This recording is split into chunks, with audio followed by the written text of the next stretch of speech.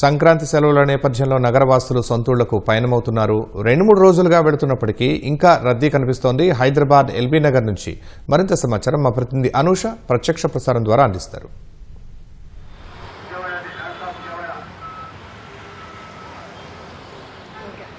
సంక్రాంతి సెలవుల వేళ పట్టణంలోని ప్రజలంతా కూడా సొంత ఊళ్ళ బాట పడుతున్నారు. సో వరుస సెలవులతో అయితే ఇటు విద్యార్థులు కావచ్చు, అటు ఉద్యోగులు కావచ్చు, ప్రతి ఒక్కరు కూడా సంక్రాంతి పండుగను జరుపుకోవడం కోసం అయితే తమ సొంత గ్రామాలకైతే వెళ్తున్న సిచ్యువేషన్ ఉంది. ఈ క్రమంలోనే నగరంలోని ప్రధాన బస్ స్టేషన్స్ అన్ని కావచ్చు, రైల్వే స్టేషన్స్ కూడా కావచ్చు, మొత్తం ప్రయాణికులతో రద్దీగా మారాయి.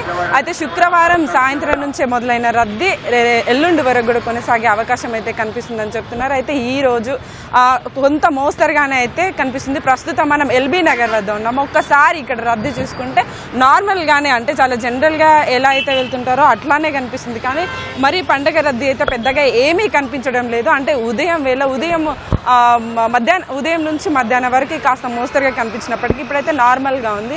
అయితే రాత్రి వేళలో ఎక్కువగా ప్రయాణాలు చేస్తుంటారు కాబట్టి రాత్రి వేళలో 1 గంట 2 గంటల తర్వాత, అంటే 7-8 గంటల ప్రాంతంలో అయితే 6 తర్వాత అయితే ఎక్కువగా రద్దీ ఉండే అవకాశం ఉన్నట్లయితే కనిపిస్తుంది. అయితే ఇక్కడ ఎల్బీ నగర్ నుంచి ఎక్కువగా విజయవాడ కావచ్చు, ఖమ్మం కావచ్చు, నల్గొండ కావచ్చు, ఇటు అక్కడ జిల్లాలకి ఎక్కువగా వెళ్తూ ఉంటారు. అయితే ప్రస్తుతం అయితే ఎక్కువ శాతం ఈ ప్రభుత్వ బస్సులు అయితే వెళ్తున్నాయి. ఈ రోజు ప్రత్యేకంగా 135 స్పెషల్ బస్సులను కూడా ఏర్పాటు చేసినట్టు ఇదివరకు మార్నింగ్ చెప్పారు. అయితే ఈ రోజు అప్డేట్ ఏంటి, ఈ 5 గంటల వరకు కూడా ఎన్ని బస్సులు నడిచాయి ఏంటి అనే విషయాలన్నీ తెలుసుకోవడానికి మనతో పాటు డిఎం ఉన్నారు. ఆయన అడిగి మరిన్ని వివరాలను తెలుసుకుందాం. సార్, ఈ రోజు ఇప్పటి వరకు కూడా సాయంత్రం వరకు కూడా ఎన్ని బస్సులు స్పెషల్ సర్వీస్ నడిచాయి, అసలు ఎన్ని నార్మల్ బస్సులు నడిచాయి?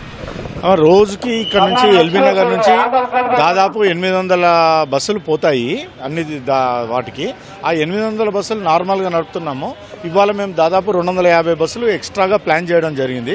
ఇప్పటివరకు దాదాపు 100 బస్సులు పోయినాయండి. అంటే కరెక్ట్గా చెప్పాలంటే 97 బస్సెస్ మాత్రమే ఇక్కడ నుంచి ఎక్స్ట్రా పోయాయి.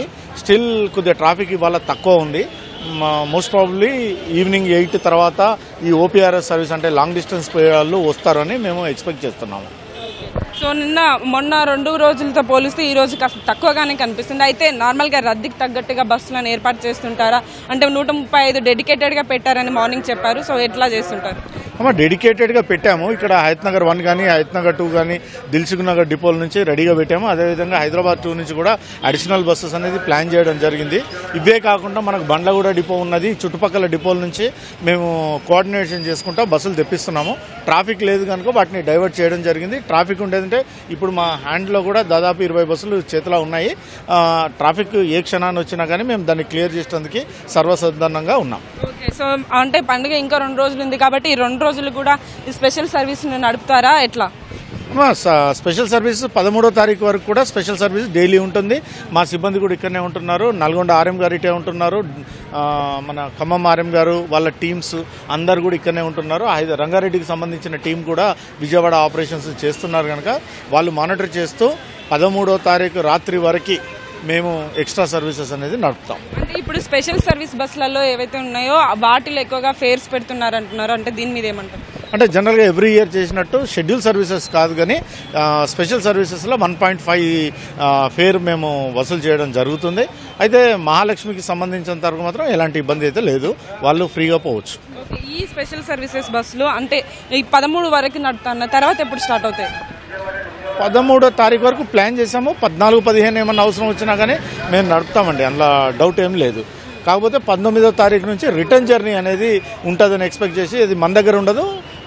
అదర్ పార్ట్ ఆఫ్ ఇప్పుడు మన జర్నీ ఖమ్మం పోయంటే ఖమ్మం నుంచి నల్గొండ పోతే నల్గొండ నుంచి ఏపీకి పోయిన బస్సెస్ కూడా అటు నుంచి మేము సేమ్ ఇది ఇప్పుడు ఎలాగా ప్లాన్ చేసామో అప్పుడు కూడా అదే విధంగా ప్లాన్ చేయడం జరిగింది.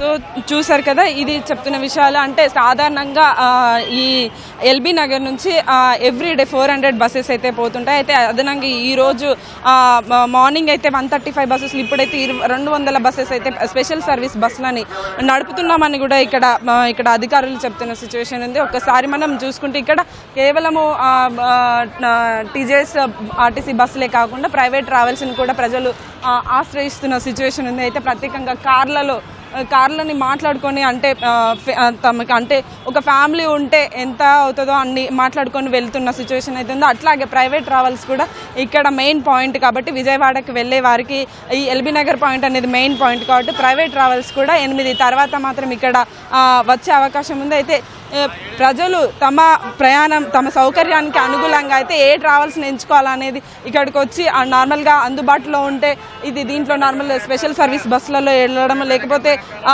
టీజీఎస్ ఆర్టీసీ బస్సులలో వెళ్ళడం, లేకపోతే ప్రైవేట్ ట్రావెల్స్ని ఆశ్రయించడం లాంటివి అయితే చేస్తున్నారు. అయితే ప్రస్తుతానికైతే నార్మల్గానే అయితే విజయవాడ వెళ్ళే ఎల్బీ నగర్ నుంచి విజయవాడ వెళ్ళి ఈ బస్ స్టాప్లో అయితే నార్మల్గానే రద్దీ అయితే కనిపిస్తుంది. సో ఇంకొక గంట 2 గంటల్లో అయితే ఈ రద్దీ అయితే కొంచెం పెరిగే అవకాశం అయితే కనిపిస్తుంది అని అంటున్నారు. అయితే 13th వరకు కూడా భోగి వరకు కూడా ఈ స్పెషల్ సర్వీసెస్ బస్సులు అయితే నడుపుతామని ప్రయాణికులకి ఎటువంటి ఇబ్బంది లేకుండా అయితే చూస్తామని కూడా చెప్తున్నారు. అంటే ఇక్కడ సంక్రాంతి పండుగకి ఏపీ ప్రజలే కాకుండా తెలంగాణ ప్రజలు కూడా వివిధ జిల్లాలకు వెళ్తుంటారు కాబట్టి సో అందరికీ ఇటు తెలంగాణ వారికి కావచ్చు అటు ఏపీ వారికి కావచ్చు ఎవరికి ఇబ్బంది లేకుండా అయితే ప్రత్యేకమైన సర్వీస్ బస్సులతో అయితే ఎలాంటి ఇబ్బంది లేకుండా అయితే నిర్వహిస్తున్నాం అన్నట్లయితే చెప్తున్నారు. సో ఇది ఈ ఎల్బీ నగర్ వద్ద అయితే ప్రస్తుతం చాలా మోస్తరుగా అయితే రద్దీ అయితే కనిపిస్తుంది.